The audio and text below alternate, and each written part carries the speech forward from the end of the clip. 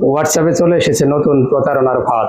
কারণ হ্যাকার আপনার হোয়াটসঅ্যাপের ভিতরে একটা ছবি এবং ভিডিও পাঠিয়ে দিবে, সেই সাথে একটা লিঙ্ক অ্যাটাচ করে দিয়ে দিবে। আপনি আপনার ফোনের ভিতরে অটো ডাউনলোড সেট আপ করে রেখেছেন, কারণ যখন হ্যাকার সেই ছবিটা পাঠাবে, ছবিটা অটো আপনার গ্যালারিতে ডাউনলোড হয়ে যাবে এবং কি আপনার ফোনের সমস্ত অ্যাক্সেস সেই হ্যাকার নিয়ে নেবে। আপনার ফোনে থাকা যত ব্যাংকিং অ্যাপস এবং বিকাশ, নগদ, রকেট সমস্ত কিছু খালি করে দিবে। এই বিপদ থেকে বাঁচতে হলে এখনই সেটাকে অফ করে দিন। কিভাবে করবেন আমার স্ক্রিনটার দিকে চোখ রাখুন, স্টেপ বাই স্টেপ দেখিয়ে দিচ্ছি। সর্বপ্রথমে এই হোয়াটসঅ্যাপটি ওপেন করতে হবে, এরপর থ্রি ডট লাইনে ক্লিক করতে হবে, এরপর সেটিংস অপশনে ক্লিক করতে হবে, এরপর স্ক্রল করে নিচে আসলে পাবেন স্টোরেজ অ্যান্ড ডাটা, এখানে ক্লিক করতে হবে।